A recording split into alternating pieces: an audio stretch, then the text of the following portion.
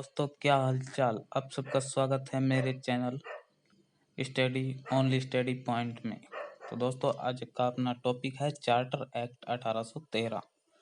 दोस्तों, ये एक्ट बहुत ही इम्पोर्टेंट है। कई बार यूपीएससी में भी आ चुका है या अपने जैसे भी और पेपर होते हैं उनमें भी इसमें सवाल पूछे जाते हैं कि भाई 1804 चार्टर एक्ट 1813 का क्या इम्पोर्टेंट है। तो आज हम इसके बारे में जानेंगे बिल्कुल विस्तार से। तो वीडियो शुरू करते हैं। अंग्रेजों के यूरोप में चल रहे फ्रांसीसियों के साथ संघर्ष के कारण ब्रिटिश व्यापार काफी नकारात्मक रूप से प्रभावित हुआ था। असल में नेपोलियन, ये फ्रांस का राजा था, जिसके द्वारा जारी की गई महाद्वीपीय व्यवस्था। ठीक है दोस्तों, नेपोलियन क्या चाहता था, विश्व विजेता बनना चाहता था और इसने संपूर्ण यूरोप को अपने कब्जे में लेकर, बस एक इंग्लैंड था जो इसके कब्जे में नहीं था, और इसने यूरोप में महाद्वीपीय व्यवस्था लागू कर दी कि भाई इंग्लैंड से कोई माल नहीं खरीदेगा। तो दोस्तों, इसके कारण अंग्रेजों के लिए यूरोपीय व्यापार पूरी तरह से बंद हो गया था। इसलिए सभी चाहते थे कि भारत में कंपनी का व्यापारिक एकाधिकार समाप्त कर दिया जाए, जिस कारण इंग्लैंड में कंपनी के व्यापारिक एकाधिकार को समाप्त करने की मांग होने लगी। व्यापार को बढ़ाने के लिए 1813 का चार्टर एक्ट पारित किया गया। ठीक है, अब चार्टर एक्ट की हम इम्पोर्टेंस देख लेते हैं। क्या महत्वपूर्ण उल्लेख बिंदु थे इसमें, क्या उन्होंने व्यापारियों ने क्या क्या वो की मांग की कि भाई हमें भारत में व्यापार करना जाने दीजिए। तो देखते हैं इसका इम्पोर्टेंट। सभी ब्रिटिश व्यापारी को भारत से व्यापार करने की छूट दे दी गई। कंपनी का भारतीय व्यापार पर एकाधिकार, ठीक है, मोनोपोली समाप्त कर दिया गया। ठीक है, जबकि चीन और चाय से व्यापार पर ईस्ट इंडिया कंपनी का एकाधिकार कायम रहा कि भाई हम आपको इंडिया में एकाधिकार समाप्त कर रहे हैं, लेकिन चीन और चाय से आप एकाधिकार अपना बना सकते हो। अगले 20 वर्षों के लिए ये चार्टर एक्ट लागू किया गया था। ठीक है, कंपनी के भागीदारों को भारतीय मुनाफे में से मात्र 10.5% भाग ही मिलेगा। कंपनी को 20 वर्षों के लिए भारतीय प्रदेशों में राजस्व पर नियंत्रण का अधिकार दे दिया।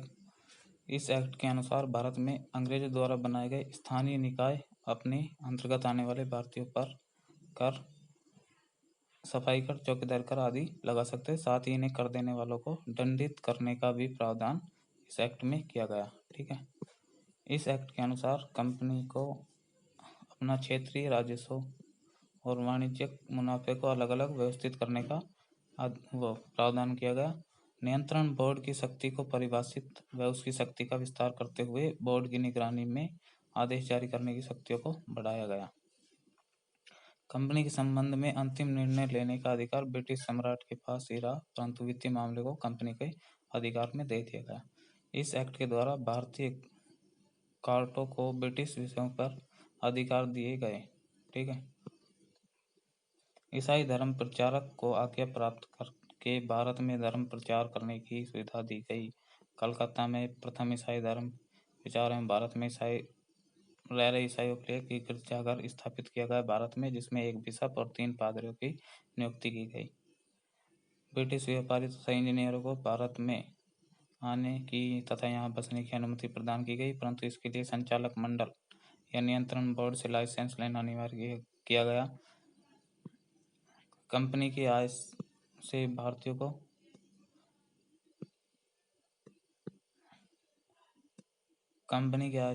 शिक्षा पर प्रतिवर्ष 1 लाख रुपया व्यय करने की व्यवस्था की गई।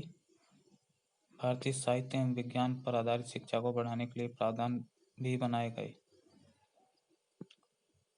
इस एक्ट के द्वारा कंपनी कर्मचारियों, नागरिक व सैनिक दोनों प्रशिक्षण की व्यवस्था की गई।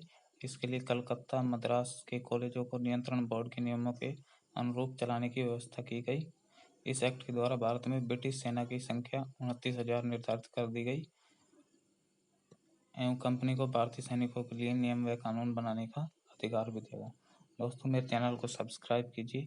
आगे इसी प्रकार वीडियो मैं बनाता रहूँगा और आप सबके पास पहुँचाता रहूँगा। आपकी जो भी समस्या है कमेंट में लिख के भेजिए, मैं उस पर वीडियो पूरी तरह बनाऊँगा, अच्छी तरह, बिल्कुल जो आप में पूरी तरह समझ में आए। धन्यवाद दोस्तों।